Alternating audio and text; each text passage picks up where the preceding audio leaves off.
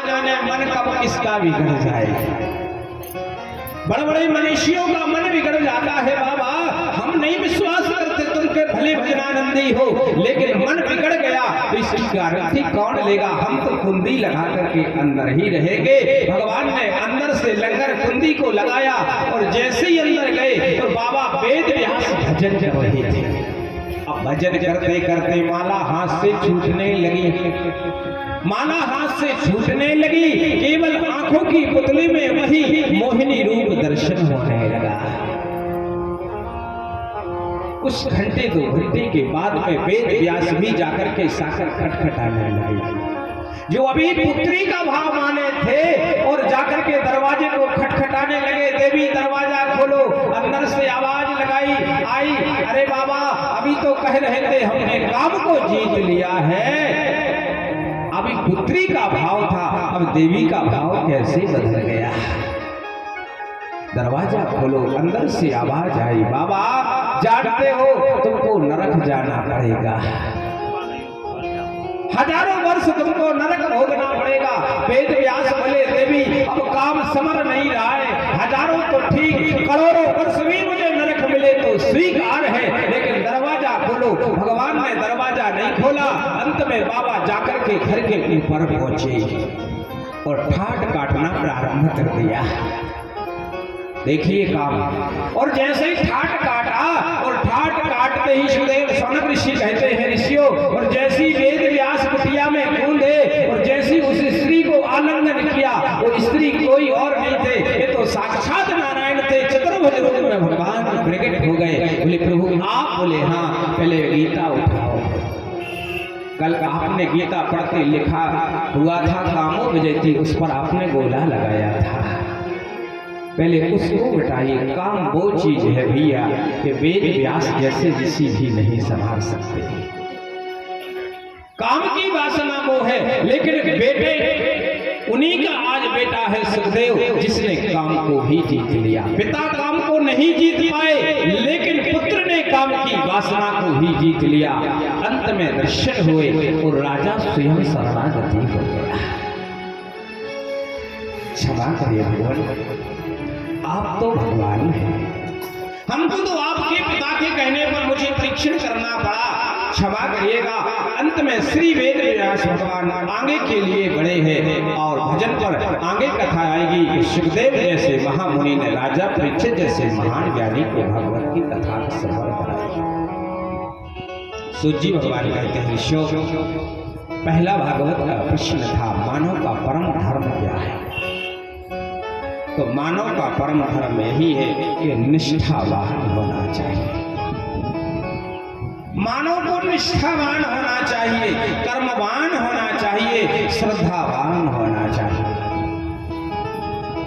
भगवान के चरणों में प्रेम, गुरु के चरणों में प्रेम, निष्ठा हो, तभी आपका जीवन आनंद होगा। एक लक्ष्य की कथा तो सुनी होगी। एक लक्ष्य जैसे महामुनि ने, महान पुरुष ने जाकर के गुरु के पास भी गए, गुरु ने शिक्षा दीक्षा नहीं दी। अंत में मिट्टी की मूर्ति बना करके वो ज्ञान प्राप्त किया एकलव्य ने, जो अर्जुन गांडीवधारी को ज्ञान था, उससे ज्यादा ज्ञान आज एकलव्य को भी हो गया।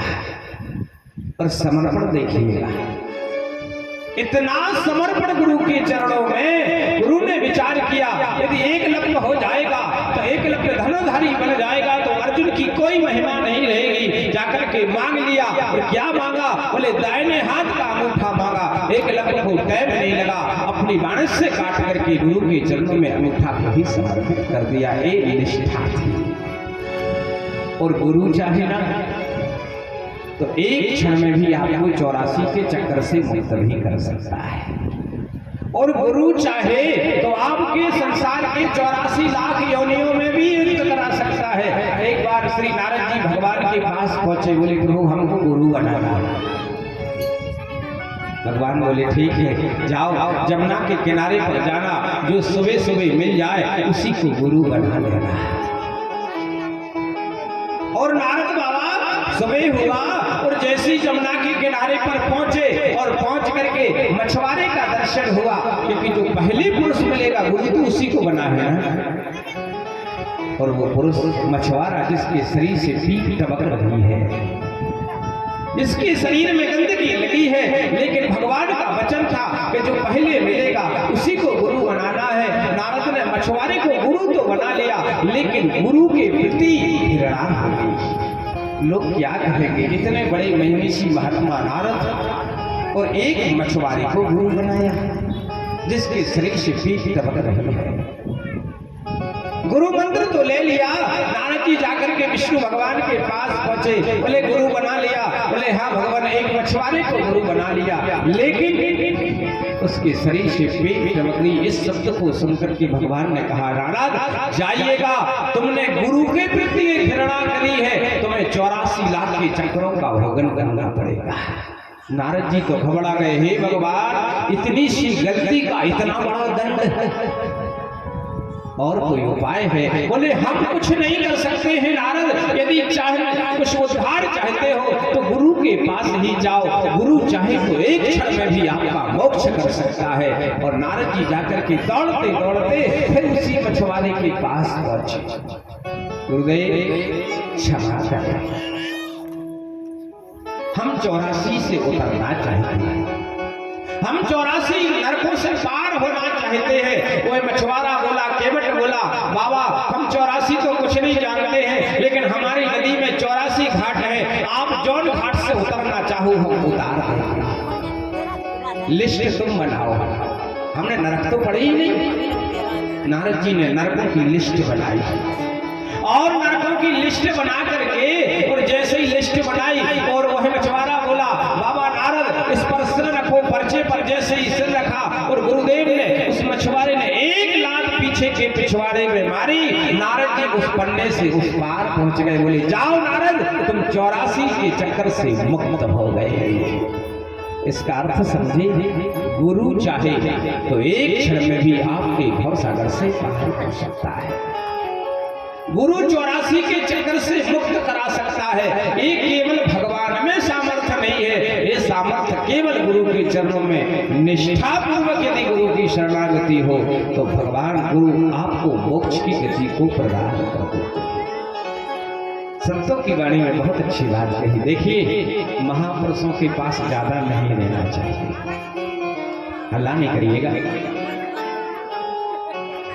यदि कोई महात्मा आ जाए, कोई भजनानंदी संत हो, तो उनके केवल आप दर्शन करें।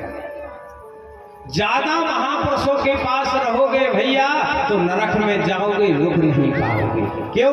क्योंकि वो तो महापुरुष आपके सामने तो बीड़ी पी नहीं महात्मा जी ने, लेकिन कुछ समय के बाद बीड़ी पी और आपको घृणा लगी, हमारे गुरुजी बीड़ी पी रहे, पहले तो कुछ पीते नहीं थे, अब बीड़ी पी रहे हैं। आपकी घृणा हो गई गुरु के प्रति, और घृणा हुई तो गुरु तो नरक में जाएगा, उससे पहले आपको जाना पड़ेगा। क्यों? आपके अंदर भी घृणा गुरु के प्रति हो गई।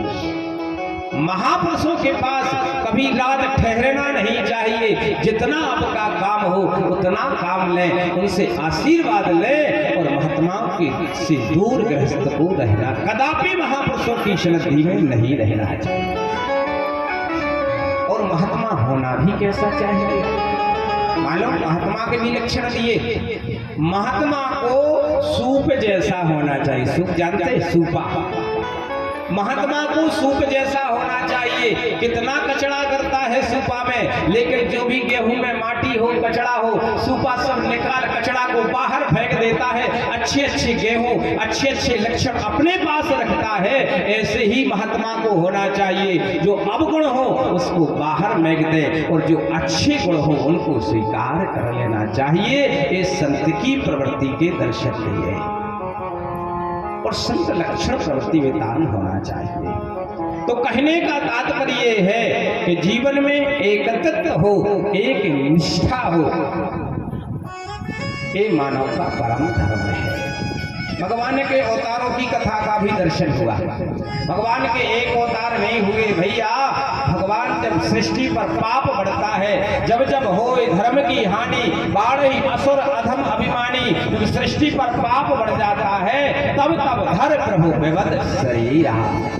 भगवान ना जाने किस रूप में। देखिए, जब धर्म लुप्त होने लगता है ना, इस सनातन अपने सनातन से होकर भगवान नहीं आते धर्म को बचाने, भगवान अपना कोई सेवक भेजते हैं और उस धर्म की ध्वजा को वह सेवक फैलाता है। एक में नहीं, चारों दिशाओं में जिसकी जय जयकार हो जाती है, धर्म स्थापित होता है। और वह जीव केवल 2-5 साल ही रहता है, बाकी फिर लुप्त हो जाएगा। जब तक 2-5 साल आगे धर्म चलेगा, और जब धर्म लुप्त हो जाएगा, फिर कोई भारत का ऐसा संत, कोई महापुरुष होगा जो धर्म को फिर प्रतिष्ठा कर देगा।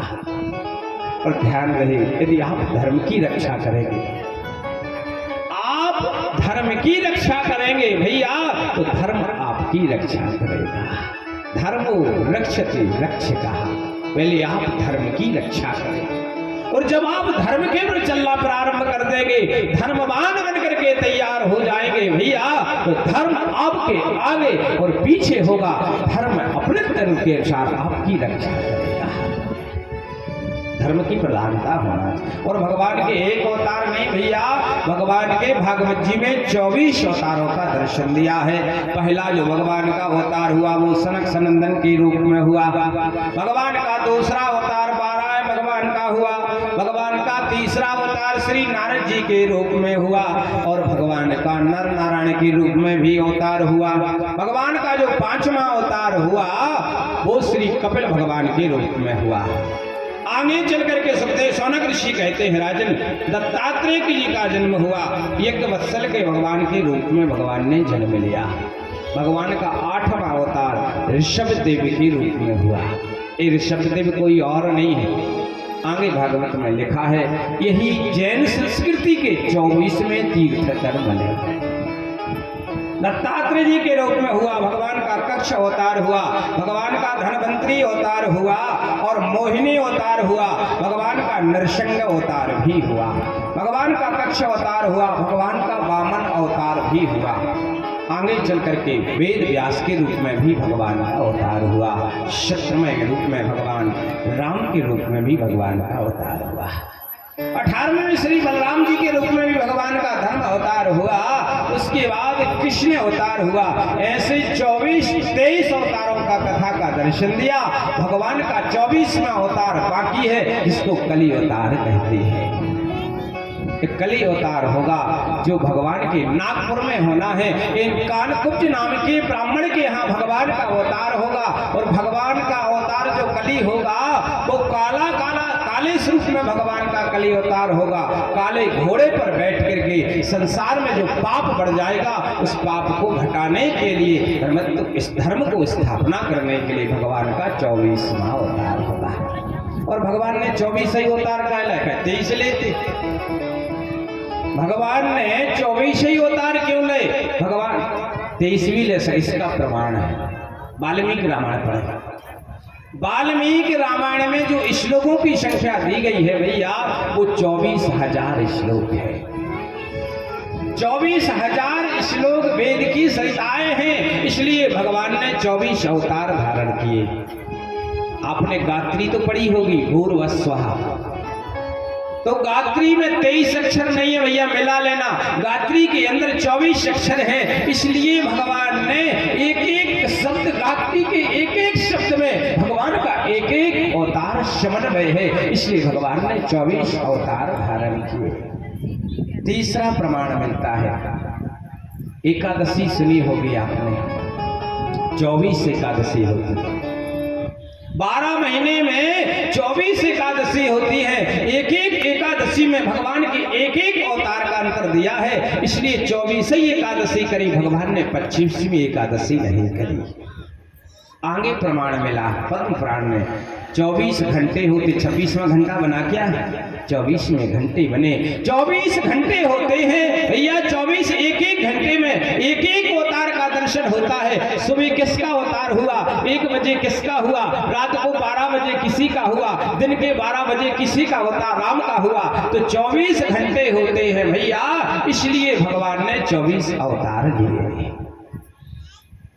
विष्णु पुराण में कथा आती है, दत्तात्रेय महाराज हुए। और दत्तात्रेय जैसे महामुनि ने एक गुरु नहीं बनाए, 23 गुरु नहीं बनाए भैया, 24 गुरु बनाए हुए थे। और 24 गुरुओं से अलग अलग ज्ञान प्राप्त हुआ।